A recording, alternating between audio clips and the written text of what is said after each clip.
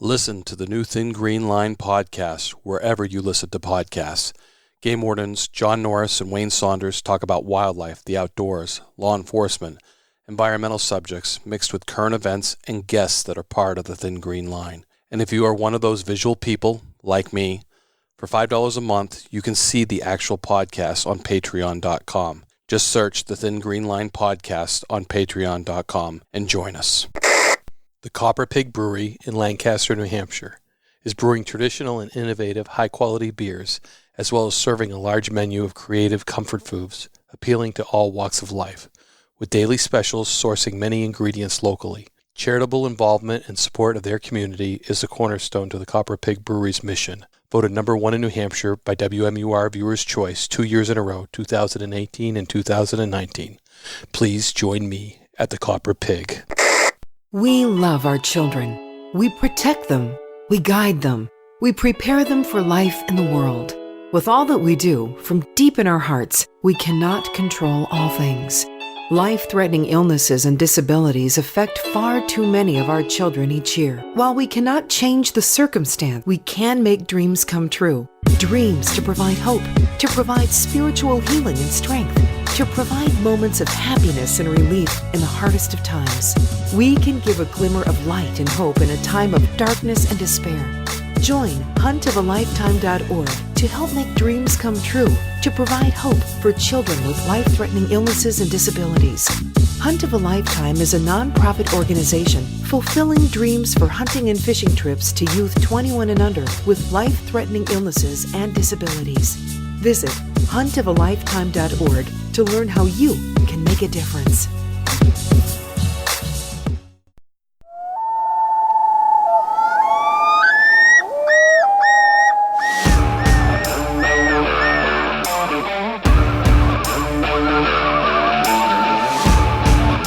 Please join me, Game Warden Wayne Saunders, and other game wardens on our adventures protecting wildlife, saving lives, and having fun, all while serving the public and the natural resources of our planet. Listen to the tales and experiences of those who work in the outdoors while being entertained with stories about encounters with poachers, wildlife investigation, murder investigation, near-death experiences, search and rescue missions, wildlife interactions from game wardens around the country and around the world. When I retired, I realized I couldn't let go of that legacy, but rather wanted to share the passion, the commitment, and the stories of those men and women that call themselves game wardens. This is Game Warden Wayne Saunders, and this is Warden's Watch. Episode 48, Scott Fischer, Arizona Game and Fish. I'm doing the lead-in by myself this week. Unfortunately, John's busy, but fortunately, he's busy. John's one of those guys that's got a lot of irons in the fire, and it's an awesome thing for the podcasting business. It's an awesome thing for John to get out our message, to get out his message. He's one of the few guys that can go out and talk about this marijuana eradication and the devastation it has on our environment and spread that word.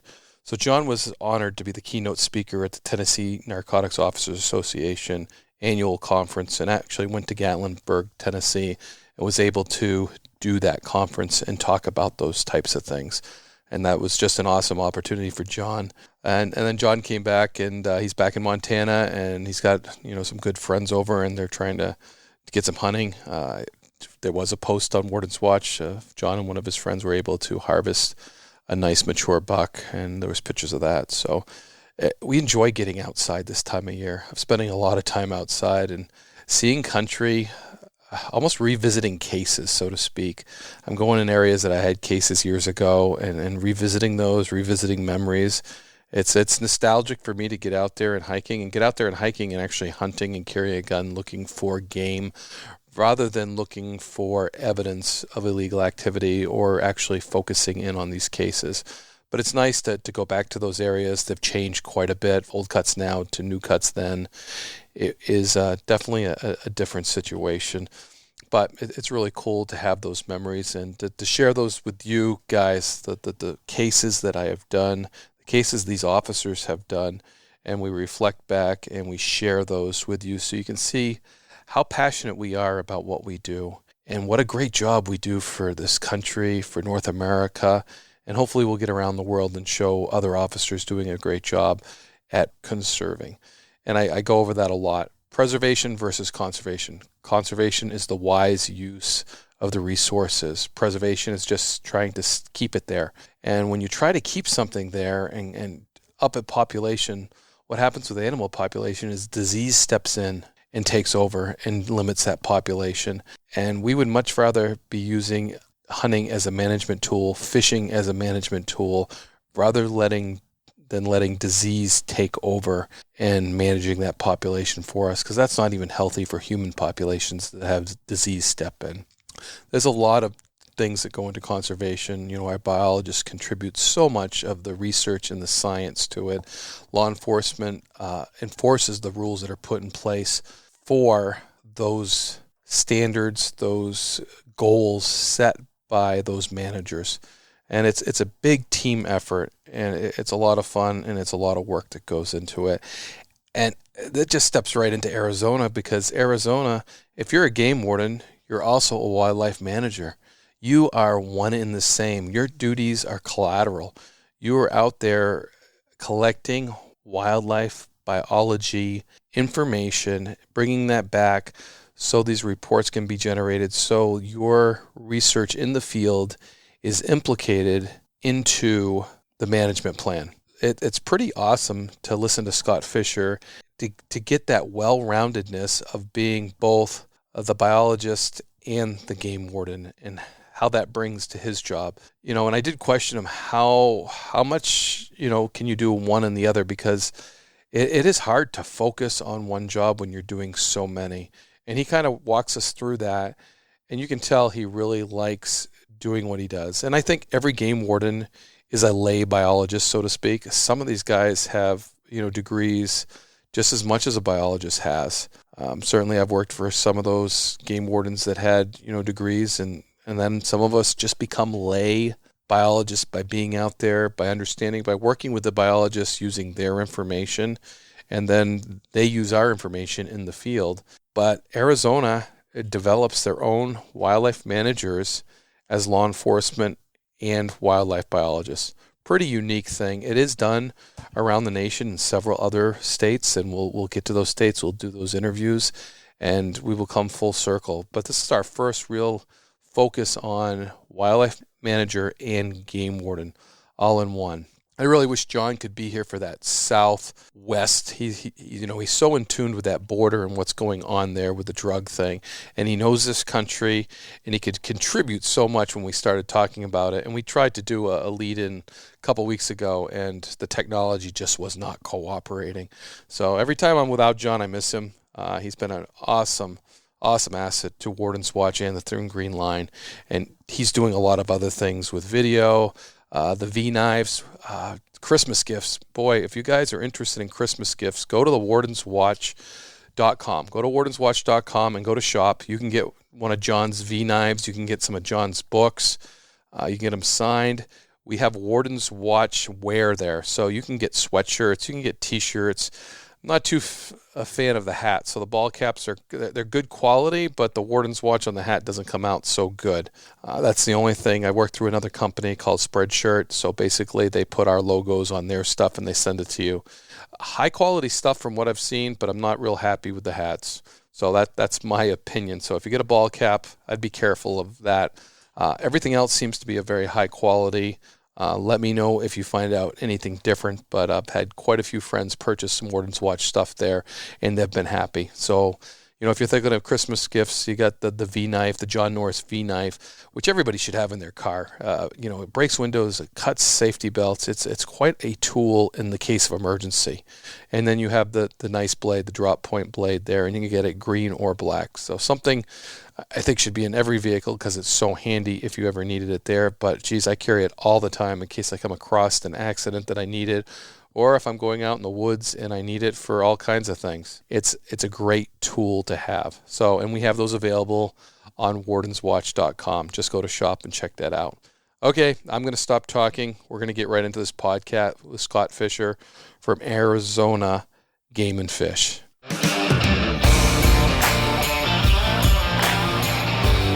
And that's one of the things I tell our listeners, that across the country, they're all named a little bit different, and it's hard catching those. And then some of the titles are different as well, because some of us go paramilitary with lieutenants, captains, sergeants, that type of thing, and some have managers and supervisors, and it's all kind of different but the same. So, and how's Arizona go about as far as a command structure? So Arizona is one of those different states. We don't use the military nomenclatures. We've recently assigned rank, but it doesn't, it hasn't fully taken hold. So technically I am a lieutenant, and that's the position in rank that I hold, but my formal position is a law enforcement program manager. Okay. So, and what does everybody call you as far as, is it just Scott? Do you have a title that goes along with that? No, we're pretty informal in the agency. We don't tend to worry about rank too much. You know, it's not like people walk around and call me LT or LAPMs. Usually, if anything, if we're talking about meetings or gatherings of similar ranks, it's an LAPM meeting. We shorten up the law enforcement program manager because there's 8 others in the agency, and we're all considered lieutenants. Okay. How big is Arizona as far as your numbers of game wardens? Sworn, we have about 132 sworn. Field wardens themselves are what we call wildlife managers. We do follow that wildlife manager model where we do both biology and law enforcement. Cool. That number in the field is including supervisors or sergeants I believe it's 92 statewide. Yeah. I say that's cool that you do both jobs, but doing my job as just strictly law enforcement with some collateral duties like stalking fish and certainly helping out the biologists, I can't even imagine taking on other things because my plate was pretty dang full most of the time. So doing wildlife management as well as law enforcement, it just how do you balance those types of things, and what types of things do you do, and do they complement each other? Or I think they do complement each other pretty highly. It helps make you more of that wildlife expert in your district, in your patrol area. It gives you that intimate knowledge. We do, or our wildlife managers at least, they do all, I say all, but, in coordination with strict researchers and biologists, that's their only function in our agency. Our wildlife managers are integral to any of those processes of survey work, hunt recommendation work. We're in a permit system in Arizona, lottery permit system. And so the wildlife managers are the ones who take the survey data and do all the statistical work to determine the proper amount of permits that are issued based off hunt success, recruitment into the populations, and they have to have their finger on the pulse of what's happening biologically in their district. They have to pay attention to habitat conditions, pay attention to recruitment and fecundity, and different issues of predator-prey relationship. So they have to have that intimate knowledge to be able to make those decisions. And ultimately, my view on it is that makes them more of an expert. As I said, more of an expert in their district. And then you take that law enforcement piece, right? The conservation and management and law enforcement, and just add that on top. And yes, you're absolutely right. It's a full plate. It really is. Yeah. We definitely don't have the wildlife populations that Middle East and Eastern U.S. has. It's apples and oranges there. Mm-hmm. But we have our share of poaching just like everybody else, and wildlife violators, they're universal across the states. You add that in there and then you take away, we don't work a shift. We work when we have to work. And then that becomes a balancing act for the wildlife managers. So we try to preach, healthy lifestyles, because if you could definitely work yourself into a bad situation, via stress and putting your personal life aside in Arizona. But I think our officers, to their credit, do a wonderful job of maintaining a healthy lifestyle and finding a balance. So yeah, that's very hard to do. Yeah, it is a lot, though. You are correct. Yeah. I used to have a rule that you don't burn the candle at both ends, meaning if you go out at 4 a.m, you don't work till 10 at night. And they never listened to it. So, trying to make that healthy balance, because I know that's the way that I burn out really quick. So I just tried to pass that on. But nobody ever listened. They worked and they worked and they worked. I think that's a game warden thing. So when there's always violators out there, and it's just hard to sleep, especially during this time of year. Yeah, absolutely. It's like trying to put a dog on a leash, right? I mean, they want to go, they want to get them, and you can go out there and get them, but at what cost, right? Yeah, no doubt, exactly. And you got to think of yourself a lot more. So, like, if you come across a deer, do you actually like try to get an age out of it? Do you take biological data? You have 100 successful. Do you do all that as part of your check, or? Our compliance checks, we don't have mandatory check-in in Arizona. We don't have mandatory sampling or anything like that. There is voluntary reporting at the end of the season for statistics, and we have a whole statistical model, and that's outside of the realm of the warden's work, so to speak. That runs through our research branch, and so the average contact for us really is about compliance with licensing, possession of tags, whether or not you're hunting in the right area, because our permits are only good for certain times and for certain locations. So your season may not stretch across the entirety of the state. It's usually for a very specific location, which will have delineated boundaries, and for a specific time frame. So that's usually what we're checking for compliance, is that we don't have people out there trying to get away with something by hunting in an area they're not supposed to be, or at a time that they're not supposed to be there. And then on top of that, the myriad of other violations that could be present. Let's say like buddy hunting, like maybe there's 2 or 3 guys going out to help one guy who has a tag, but all of them are carrying rifles. And that happens from time to time. Different regulations with regards to weapon type. Maybe it's a muzzleloader season, like you said. You gotta hunt. You've been toting around your smoke pole, and say we do have muzzleloader only seasons. Maybe somebody's trying to get away by toting a rifle, or during the archery seasons. That's a big one. Someone may be trying to sneak a rifle into the season and take the easy way out. So compliance with weapon type, method of take is what we call it. Those are the primary things we're really looking for. It's really just a lot of hi howdy and trying to determine if we're finding violations on each contact. Not a lot of poaching specific stuff during the seasons, rather just compliance work. Yeah.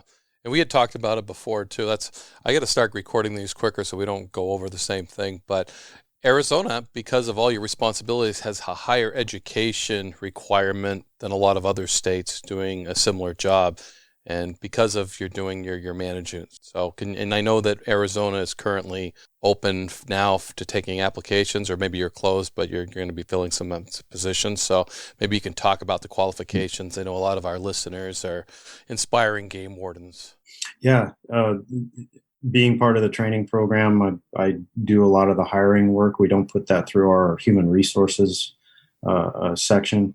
I am actually later today, I'm going to be reviewing applicant packets. The qualifications are different in Arizona because we're a wildlife manager model and not just a game warden model. Not to say one's better than the other, but it works for Arizona.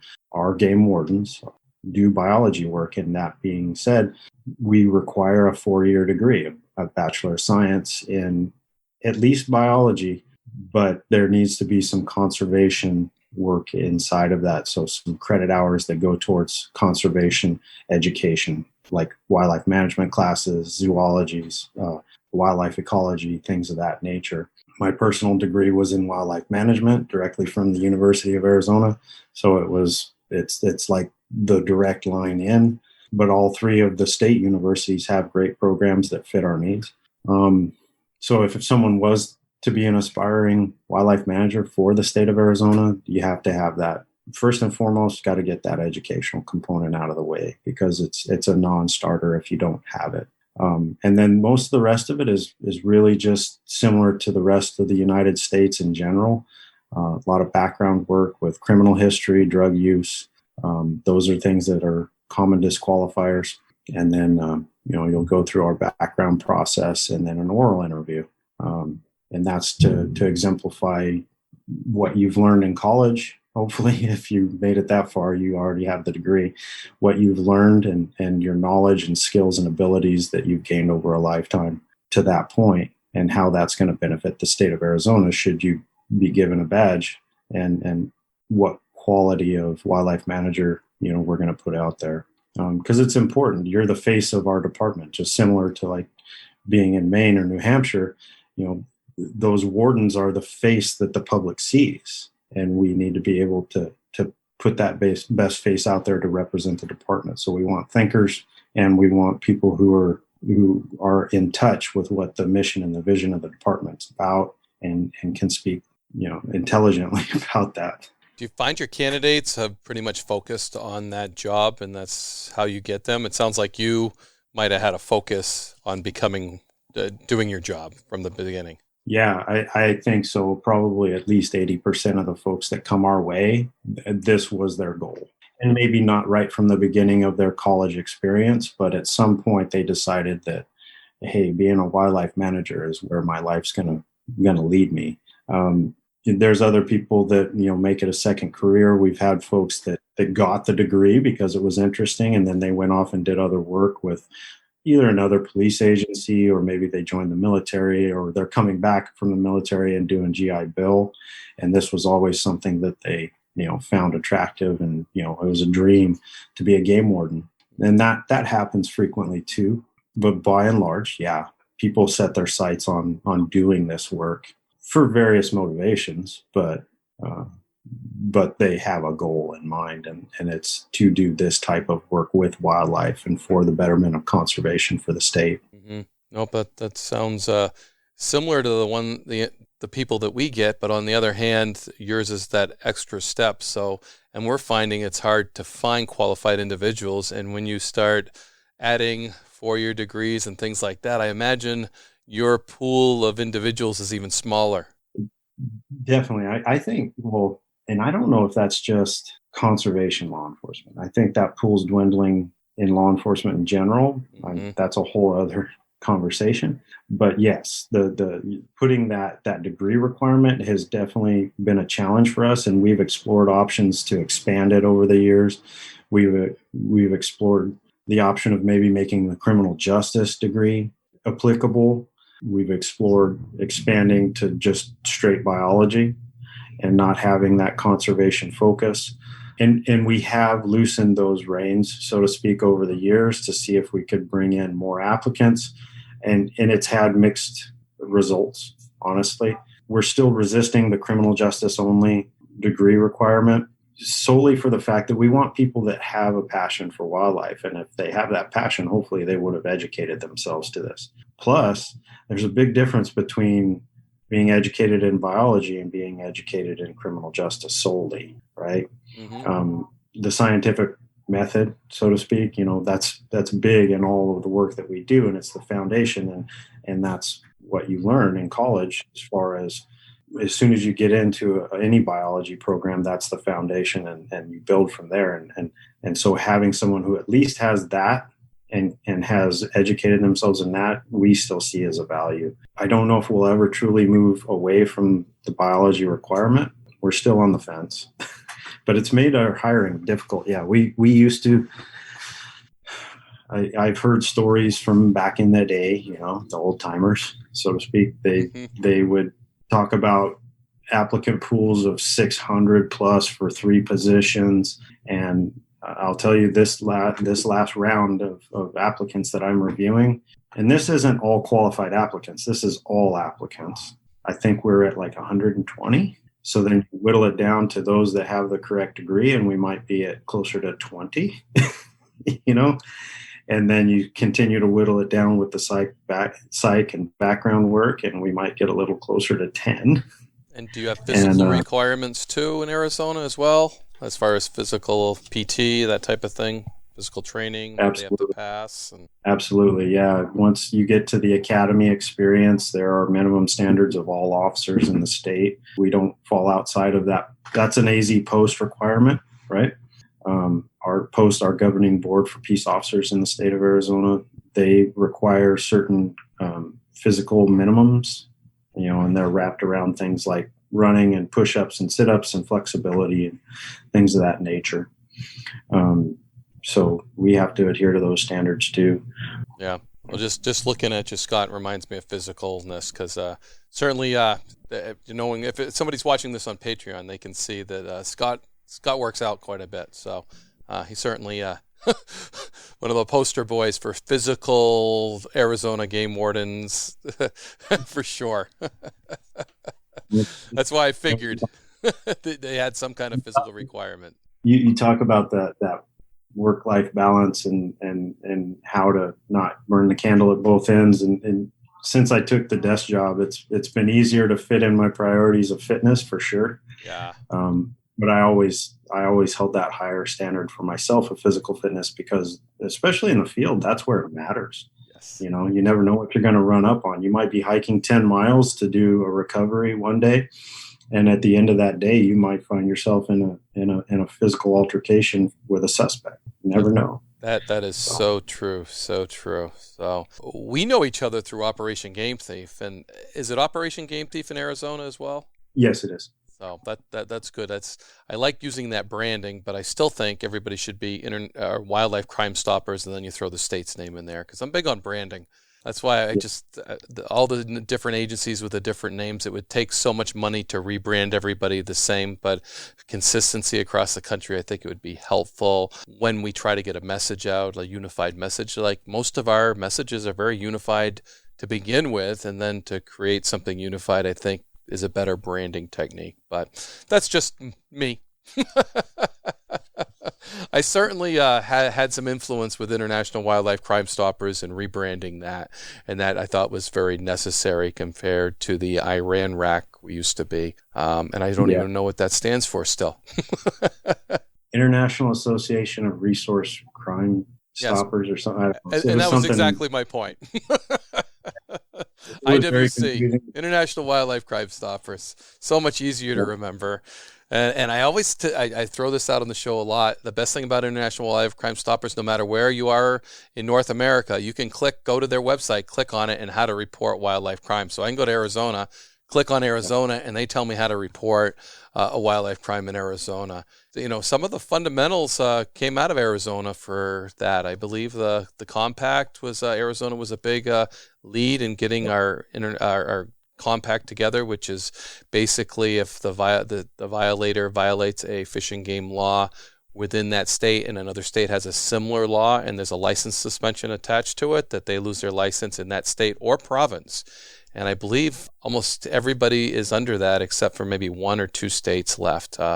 They may even be on board. So that's pretty cool that's going on. But yeah, so that's how Scott and I know each other, is through International Wildlife Crime Stoppers and going to the conferences together and working together towards a greater good in the wildlife crime. Do you have a good poaching story? Because the Wardens Watch listeners just love a good case story. And if you could share one of yours from Arizona, I think that would be, I mean, we were talking about mini white-tailed deer before I started recording. Coues, and I live in Coues County. But it's actually spelled Coos, same as the deer, right? Yeah, same as the deer. So, and in fact, the correct pronunciation is Coues in Arizona. It's named after a biologist, you know, as is typical. And it's technically pronounced Coues, but it's been adopted as Coues over the year, and it's Coose E here. There's an E on it. Okay. I think. I'm almost positive. Yeah, you're probably right, because ours is Coos, and we have the asterisk above one of the O's to make it that way, and my county's named after an Indian chief, Chief Coos. So I just thought it was interesting but everybody mispronounces Coos as Coos County. So that when you had the Coues deer, I was like, well, that's kind of like our own county deer, but that's something personal for sure. But it certainly has stuck out with me. So, and they're a mini whitetail. So basically, huh? Yeah, they are. They're substantially smaller than eastern whitetail for sure. But just I don't have tons of poaching cases involving Coues, but one of my best ones was actually my last one before I took my desk. And to kind of jump into that, it was one of those cases that just was good fortune, right? All the stars aligned, and it was almost minimal investment on my part. I love those. Yeah, it wasn't even in my district. So I happened to be in Phoenix, you know, the capital of Arizona, and I was just traveling back from Phoenix to Yuma after a meeting, and my department cell phone rings while I'm in transit, and I was very close to home. I was just outside of Yuma, which is where I was living at the time, and the phone rings as I'm passing a small town called Welton, and that's about 25 miles east of Yuma. It's mostly an agricultural community. It was a number I didn't recognize. I answered it and identified myself, and it was someone I didn't know. He wanted to directly report a deer being poached as we were speaking. He was watching a guy running a light in an alfalfa field and said he had just shot a doe that was down in the middle of the field. And I asked him where he was, and so I worked for, as a quick aside, I worked for Operation Game Thief as a dispatcher before I became an officer, and I took the phone calls, and then now I was a wildlife manager and had no idea that soon I was going to be running the OGT program. But it's a weird nexus, and sorry for the tangent, but no, good background. It all went full circle right there. And now I took a direct phone call from a reporting party, as we call them. And he was telling me what happened. And I asked him where he was. He told me it was near Welton. I was like, well, I'm passing the exit to Welton, so here I come. Usually if we're going to respond to a call for service like that, we're looking at 30 minutes or greater, depending on the size of my district at the time was 2,000 square miles. So, response might have been 2 hours or better, depending on where the violation occurred. And so I was thrilled to have like a 5-minute response time. Yeah. And went out there, had the guy, I started getting backup called into me right away. Because I didn't know, I knew there was guns in play, and it was getting very, very dark at the time. And I didn't know anything other than what I was told is this guy was shooting a gun out of his vehicle and had just killed a doe, and that he pulled his truck to the middle of the alfalfa field. So it'd be very identifiable, because that's not something you see here in Arizona. People don't drive through other people's fields. I didn't know you had fields in Arizona. Yeah, mostly along river corridors. There's a lot of agriculture in Arizona, and that's everything from I think it's Cactus. When I think Arizona, I think Cactus is everywhere. So that's true too. But there's a lot of agriculture in those fertile river bottom valleys, and that was where that's what Welton sits in, one of those valleys. So nice. Went out there and I was able to easily find the vehicle, but I couldn't find either of the two suspects that were described to me. And they had seen me coming, obviously, for headlights and other things. Uh-huh. And so I just pulled my truck out into the field with them and started running lights around trying to identify these folks and, hoping for backup soon, because now I'm all by myself. And finally found them. They walked out of the darkness, kind of from the southeast of me, from about 100 yards out, beyond the reach of most of my lights. And went into just interview and interrogation, right? I knew the facts of what this witness had seen. And so kind of playing the dumb cop at the time, not wanting to give away my sources and all my knowledge, just started into the basics, right? What the heck are you doing parked in the middle of this field? Mm-hmm. And not to belabor the whole story, but they would admit to almost nothing. And, claimed that they had shot at a coyote. And there was 2 of them, so I did the divide and conquer. Still had, now about 30 minutes into this, still having no backup because the rest of the backup was further away. Right. And actually ended up being a county sheriff was my first response, which was nice, being that I was dealing with 2 guys. Once he got there, I was able to secure the vehicle. And which was nice. I kept them away from their vehicle originally, which was difficult given the terrain and what was going on and darkness and everything else. But it was nice because then I could get in their vehicle with their consent. And there was, I want to say, 18 different weapons in the vehicle. Holy moly. That's a lot. That's a whole other story. Like this guy, I guess, was moving in the morning, like the next day, and he had loaded all of his guns in.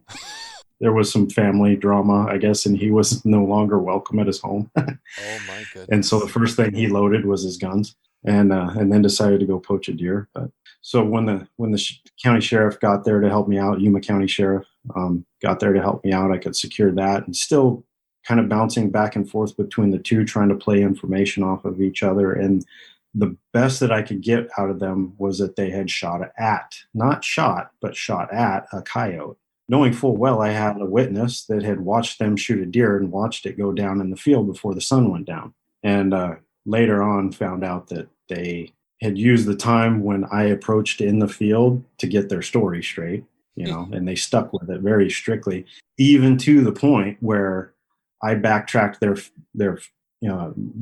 path through the alfalfa, because when you walk through the alfalfa, it just lays down. It's pretty easy to follow. Very easy to follow. So I just backtracked it, and then there was this swath where this deer had sat there and was actually still dying. Like it was not dead, and that's not nice to think about, because here I am 45 minutes into this investigation, and it was still over there dying.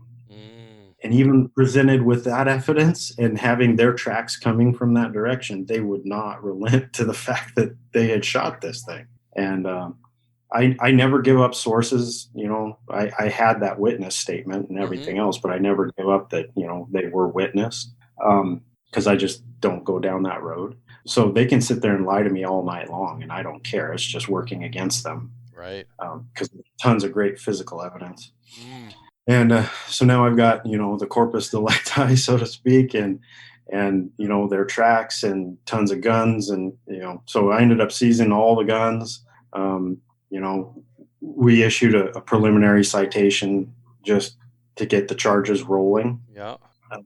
And I allowed them to leave with their vehicle. And at this point, we're about an hour and a half in, and I had another wildlife manager respond to my location. So we processed the rest of the scene through the evening over the next hour or two, and got what we could. Of course, it was very dark, so it was difficult. And we made a plan to come back the next day.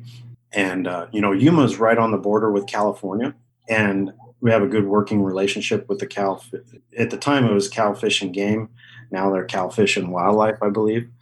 But I had a good working relationship with Rodney Nimlewell, who was the Cal Fish and Wildlife warden on the other side of the river. And he's a wildlife canine handler.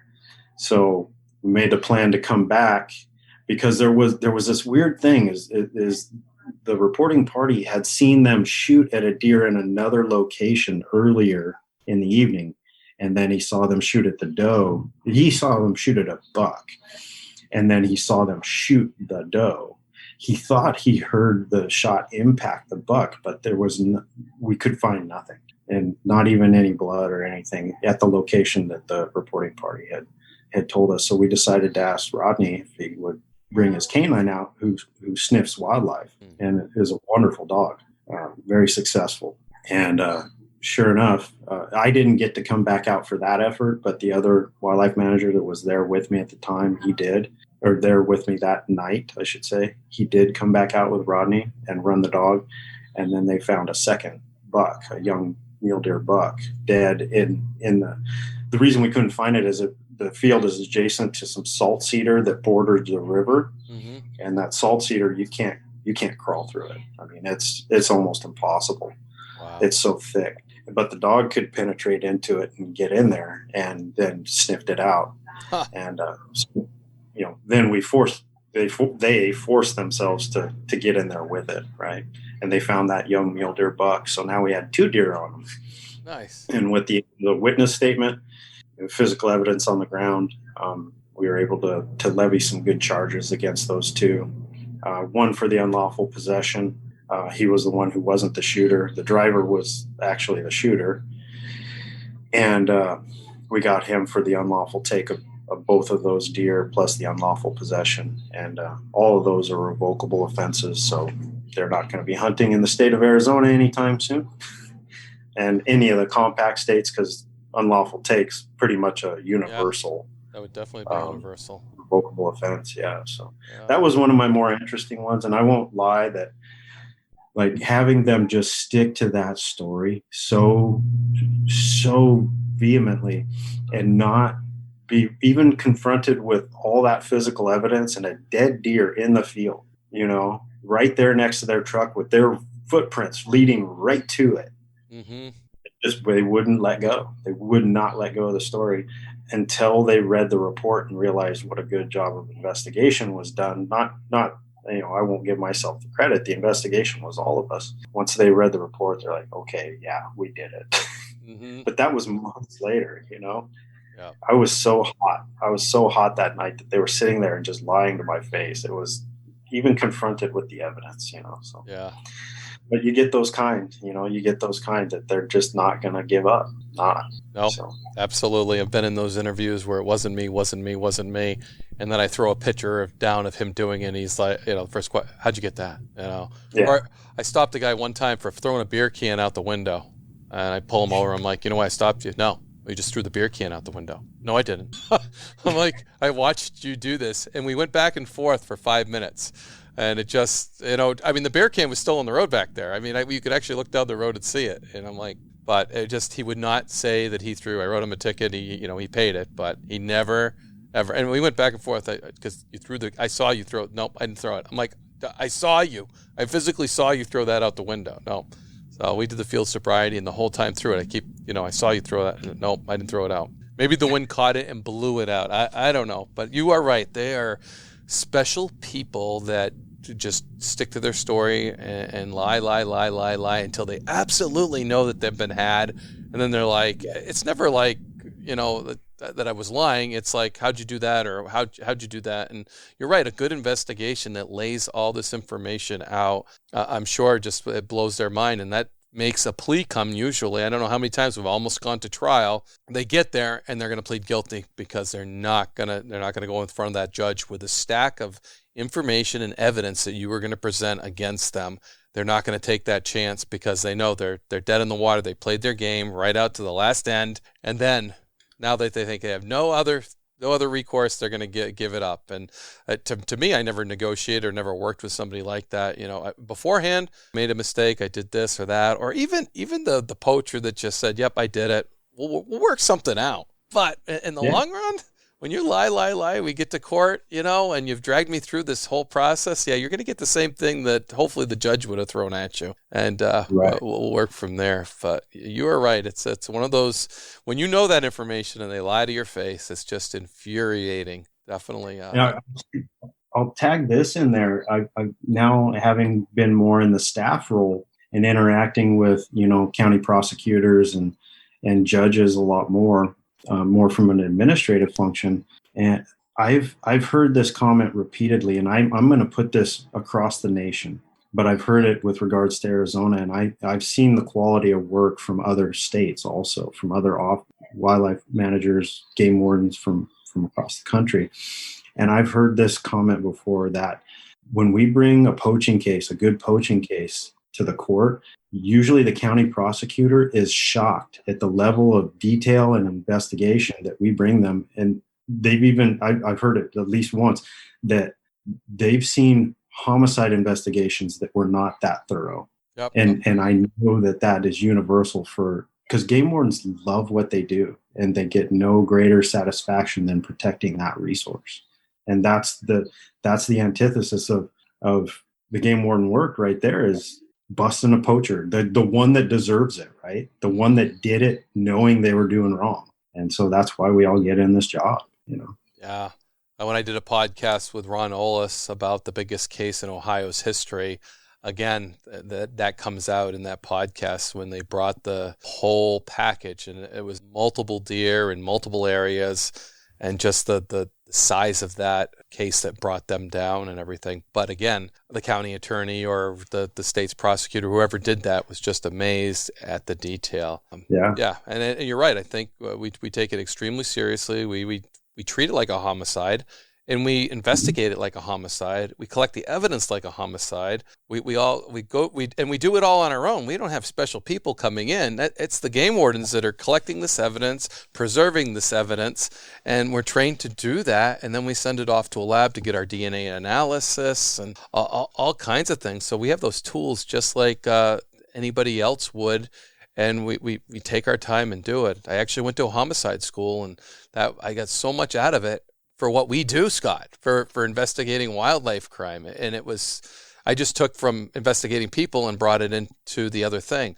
But a lot of it is you are investigating people. You have the firearms side of it. You have the shooter, whether it's the killer.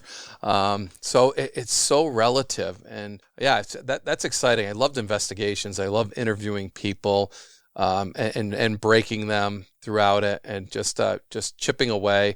I think the older I got, though, the quicker I got to the chase. I didn't play the cat and mouse game quite as much because when I had the goods, sometimes I just didn't have the patience to play the game. And I'd say, okay, this is what I got. Okay, now throw your cards on the table. And usually it went a lot quicker that way. But that's just because I lost my patience, or maybe I had experience more and I threw the gauntlet down a lot quicker than I would have as a young warden. And working with young wardens, I'd watch them play the game that I used to, and that's developing it. And it was great. I just I enjoyed that investigation part. I think, as we all do, it's so much fun. So. It really is. It really is. I always tell the young guys that are coming in that we're hiring, it's like, you're not a hunter, you're a hunter of hunters. Yes. You get to go out there and find the bad guys that are doing bad for bad reasons. Yeah, and now that I'm a hunter on the other side in retirement, I'm not a very good hunter. I got to learn how to hunt all over again. I mean, we're focused so much on being hunters of hunters, and good hunters. Let's face it, we don't have a lot of problems with good hunters. We're hunting those guys. Most of our cases are so close to the road and have easy access to roads, as that's where we focus a lot of our time. So when you're in the backwoods and you're actually trying to trick the elusive white-tailed deer or things like that, I'm actually YouTubing a lot of stuff trying to learn, because I never had to learn that part. I mean, I always enjoyed going out and hunting, and I always hear this from kids, and it's kids that I'd like to be game wardens. I don't want to be a game warden because, all hunting season, you don't get to hunt. And they're right to a degree, but when we hunt, we're always out there, we're in tune. Like you said, that wildlife manager knows what's going on in his area. He should know where the population is. He should know where to hunt. He should fine-tune his his hunting skills by putting himself in the right position. So that's what I tell him. I mean, I wouldn't worry about that. The time you do get to hunt is probably a lot better than you do unless you're out there a lot as a hunter. And then if you want to do a little scouting, you can do a little foot patrol in a little area. And I always used to like to hunt the areas that I had cases in. And boy, was that effective. I mean, learning the area, finding, maybe another illegal bait pile, or learning the terrain. So when you came into an area, when you had to approach the hunter, maybe in a stand or something, you already knew the terrain. And it's just, you're a hunter of hunters. You said it great. I like that. And it's definitely a cool thing. But Arizona, like I said, I don't think of the lush green alfalfa fields. I think of a cactus and maybe an armadillo. And, you guys have some cool populations down there. You get sheep, don't you? You have elk. Elk in Arizona is like highly sought after, isn't it? You have a massive trophy herd that when you get a tag in Arizona, that's quite a feat. Yeah, absolutely. Our elk herd is very healthy. And we do have desert bighorn sheep. We got Rocky Mountain bighorn sheep. We don't have armadillo. Oh, okay. That's Texas. But first time I've ever heard somebody accusing Arizona of having armadillo. Okay. But I could see the confusion. Arid desert, Southwest Texas. Yeah. Yeah, I've just been a little bit in Arizona. I stepped over near the Hoover Dam there, so that's about it. You just one toe in. Just right? One toe in. I've got limited experience down that way. So you're my source of information and our listeners' source, unless they live there. But our elk herd is well known for producing very big trophy quality elk, and it makes it hard to get a tag. We are on that lottery permit system, and I think the average draw is about 7 years. Every 7 years, you might get an opportunity. Wow. Is that for a resident or is that for everybody? That's for a resident. And we do have, a non-resident cap in some of those units, or some of those hunts, I should say, depending on if it's that trophy bull hunt. And what we call trophy bull are those early rifle or early archery hunts when the rut's going on and they're bugling heavy. There are some caps on non-resident permits. But even then, For the resident, every 7 years is about the average draw. You can play the odds because it is a lottery, so you can play the odds and hunt more often if you like. But you may not have that same opportunity for that trophy quality if you do that. No, that's interesting. Is most of Arizona a permit system, a lottery type permit system for most of your game, or is it? I mean, what's over the counter there? Because as an Easterner, most everything's over the counter except maybe moose. So I'm not used to all those things. And after going to Nevada, where most of did I say it right? Nevada. You got to say it like Boston, Nevada. You're east of Mississippi. Our brothers and sisters in Nevada, that would be proud of me, I think. So, but everything's a draw except for, I think, mountain lion cougar. Yeah, mountain lion is over the counter. Archery deer is over the counter. Wow. And the archery deer seasons there's still specific seasons, and there are specific areas to go. It's much more broad than if you had a rifle tag or a general tag. But there are a handful of over-the-counter elk tags. They are very low success because it's limited amounts of the population density is very low and the areas are very small. And it's usually an area where we don't necessarily want to sustain an elk population anyway. Mm-hmm. But yeah, the two real big ones that people know that are over the counter are archery deer and then mountain lion. There's a handful of others. We do have a bear season that's over the counter, but that's not as common for people to go and take advantage of. And then by and large, the rest of our big game species outside of those small exceptions is going to fall into our lottery permit system. So you have to apply, you get 5 different choices in your order of preference. You fill out your application and then you get a random number assigned to you through the computer. And if you're one of those lowest numbers in that draw cycle, then you end up with a tag. Interesting. Very interesting. Now, when you hunt out there, is it just shorts and a t-shirt? Because when I think of Arizona, I just think hot. So. Well, I have a hunt coming up. Actually, it started today, and You dragged your feet so you could be on the Warden's Watch podcast, didn't you? Exactly. I prioritize this over my hunt. That's awesome. Because I like you that much, Wayne. That's to give you an idea, where I'm going is actually further south than I am in Yuma right now, and it's my old district that I used to patrol south of Tucson in an area near a little town called Sonoyta, and it's oak and pine predominantly, so it's higher elevation. It's about I think 3,500 feet up all the way up to the top of Wrightston. I think is about 5,500 feet, and we're expecting. We're in November now, and we're expecting tomorrow to be a high of 42. So not bad. It's plenty cold. Oaks and pines. At the top of Wrightston might even see a little bit of snow through this weekend. So you got to be prepared for everything. I have hunted in shorts and a t-shirt before, but well, thanks for sharing that. Because that's what I think when I think Arizona. I think heat. Yeah, when you get down to some of these low desert mule deer, which can be giant mule deer.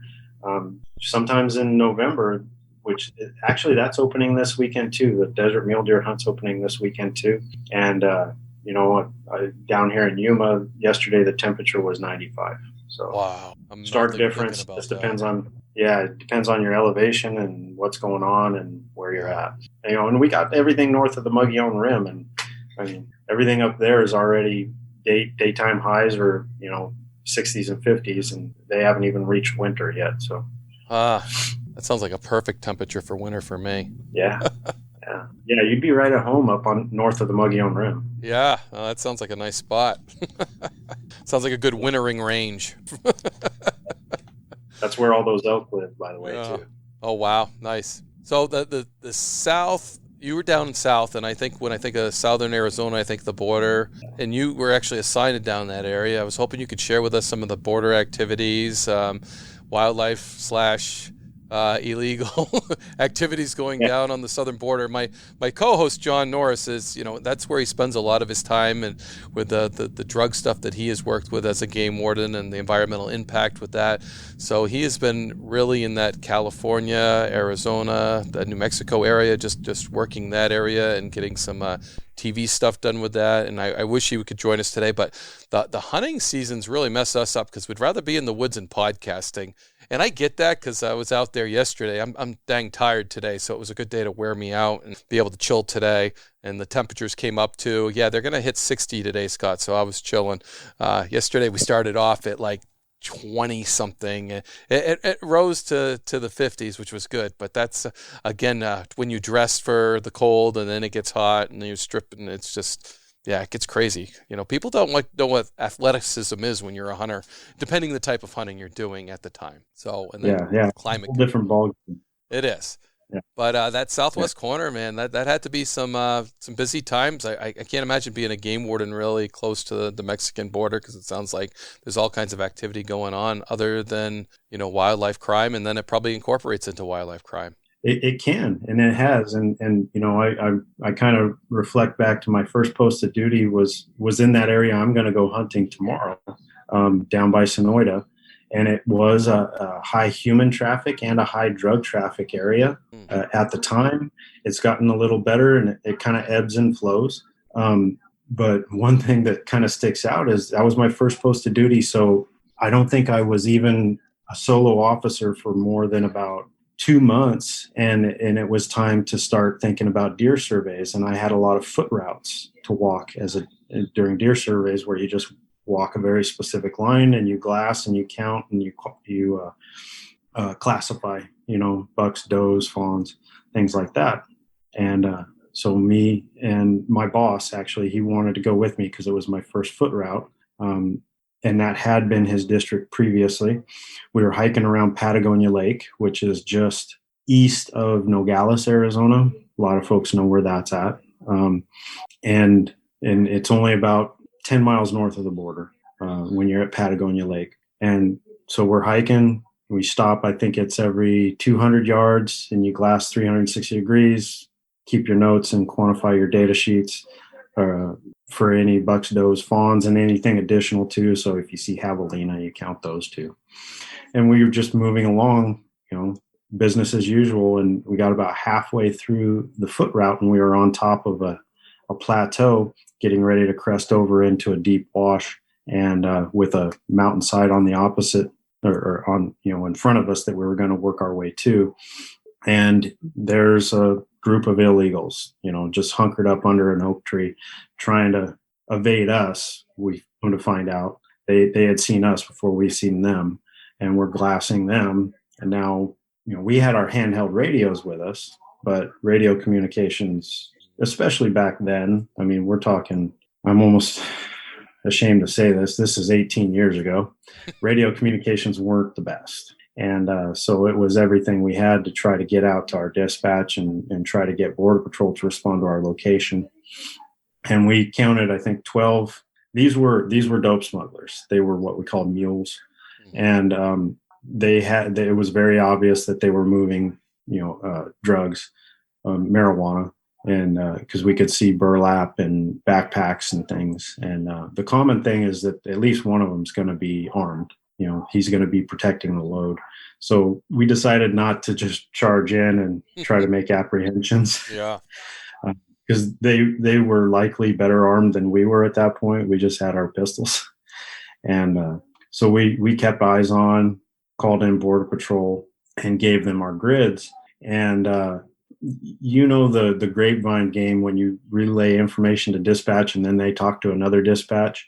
We watched the troops coming in, because where we were on top of this little mesa, you could see the highway below us about 1.5 miles away, and probably about a 800 foot elevational change. And then they sent in the helicopter too. All of the Border Patrol agents pulled up along the roadside directly south of us, and then started hiking off to the south. Oh no! We're on the north side of the highway. And so we had to follow up with some more phone calls and try to get, better grids. Something got lost in translation, and the helicopter was circling them where they were hiking, not circling us where we were, about 1.5 miles away.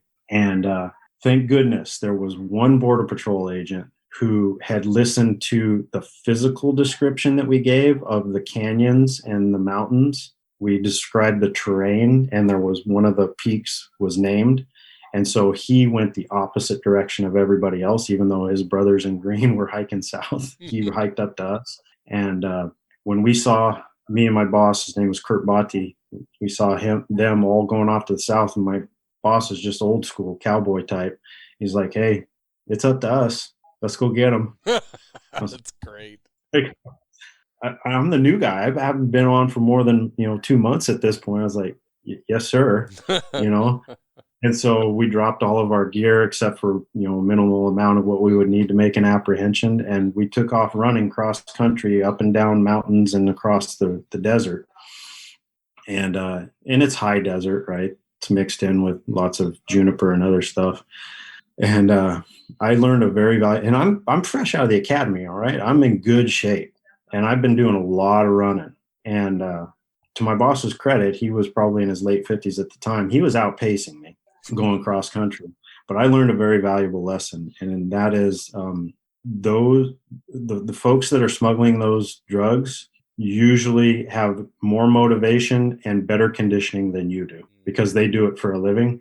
There was no way on earth we were going to catch up to them. And we were only about 500 yards away when we started, and we had the advantage of trying to cut them off based off the terrain, and we never even came within 100 yards of them. Wow. But my first foot pursuit was cross country in the desert, chasing illegals, not chasing some poacher or anything else. So we never got anywhere near them, but we did finally, once we found that senior board patrolman, he saw us from a distance, and so he came in and tried to cut them off too. And there was just no way it was going to happen. But he was in comms with the rest of his folks. So next thing you know, the helicopter circling us and the rest of the troops are coming in. And I think they did end up making an apprehension later that day. It wasn't the whole group. They did end up putting hands on them. So it all worked out in the end. But I never would have guessed that my first foot pursuit was going to be after 12 illegals carrying a big load of dope. And the stories went on. That was like a weekly occurrence down there, and I was down there for all of about a year.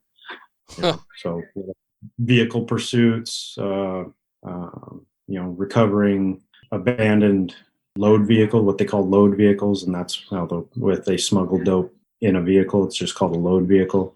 I'd find those abandoned from time to time, and all kinds. You just never know what you're going to run into. It's weird, because that's the terrain that they want to stay, they're trying to evade detection.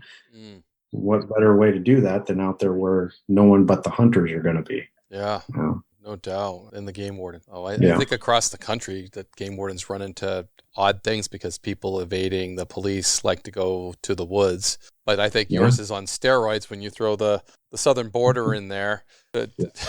California, New Mexico, all those bordering states, the game wardens experience a lot more down there that is different than what we do. But certainly, I think a lot of game wardens across the country have come across homicides, drug activity, that type of thing. And the Canadian border, certainly have worked that quite a bit where I live.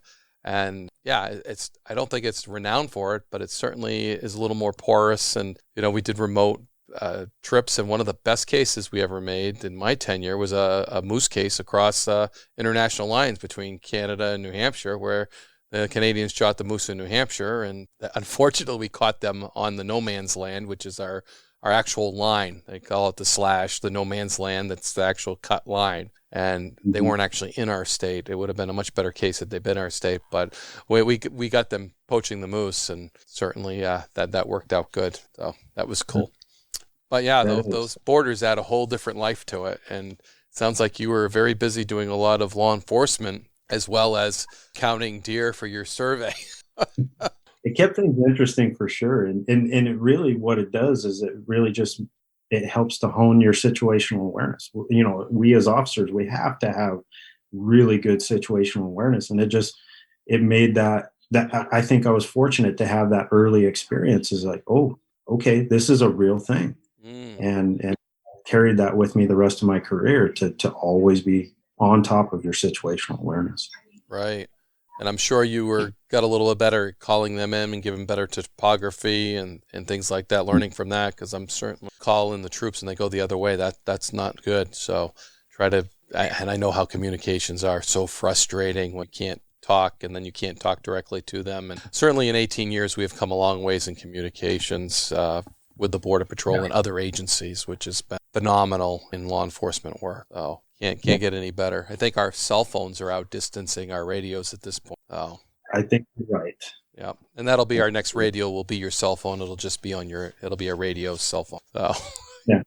And I want to take a moment to recognize and give kudos to all of our state's dispatchers. The most critical component of what we do. I'm not downplaying the fact that they screwed something up. It's just the way things tend to happen, right? It's just that unfortunate. It's a telephone game. Yeah, You start the story in here, and by the time it gets there, it's a totally different story. No, our dispatchers are our lifelines. That's what they are. They're our lifelines, and I have so much respect for dispatchers, so much respect, and they've been that lifeline through a whole career for me, literally, and are for every officer out there. And there's no tougher job, I think, because they deal with the front end of a situation all the time. And they don't get recognized enough, nor do they get paid enough. And they are some outstanding individuals. So for dispatchers, not putting them down whatsoever, because they have some of the toughest jobs in law enforcement or medical or everything they dispatch. It's the emergency up front that they start. My hat's off to them. So it takes a special person to do it and make a career out of that. Yep, it does. It really does. I couldn't do it. I did do it for 3 years. Wow. And, it's given me a greater respect for them every time I'm out. Yeah, no doubt. Well, Stott, anything, because this is Warden's Watch is as much your podcast as is my podcast. So anything in closing? We covered a lot about Arizona. Now that I know it's just not about cactuses and heat, but it sounds like an exciting place to come visit. It is. It's a beautiful piece of country, and it's diverse. I think that's the common misconception is that. We have every life zone imaginable, excluding the Arctic, right? But it goes all the way from lower Sonoran all the way up above tree line, basically. And there's such a great opportunity to enjoy the outdoors and wildlife as a resource, whether it's consumptive or non-consumptive. But it's a wonderful place to live. It's a wonderful place to visit and enjoy wildlife and the resource in general. So I enjoy it, and that's why I've made a life here. I was born and raised here, and I love every minute of it. So, but as far as like parting words, we rely heavily on the public through our Operation Game Thief program to help us conserve and protect. For Arizona, if you're listening in Arizona and need the phone number, it's 1-800-352-0700. There's dispatchers there 24/7 answering that phone. And we take every call very, very seriously because the public is our lifeline to help protect our wildlife. We make a lot of wonderful, wonderful cases off what people bring to us that we wouldn't do otherwise. We would have no idea about these violations if the public didn't give us that information. So we are heavily reliant on the good men and women who are out there enjoying the resource and have good morals and ethics and decide to take that step and make that phone call. So please help us continue to conserve and protect the wildlife. Boy, I couldn't have said it better myself, man. That was awesome. So, well, thank you for being a guest on the Warden's Watch podcast. I really appreciate it, giving us a taste of Arizona, and hopefully we'll get back there, and hopefully maybe Josh Hurst can even join us, another Arizona guy that I really enjoy talking to. I'll drop him a little hint. Yes, absolutely. Thanks again, Scott. Thank you, Wayne.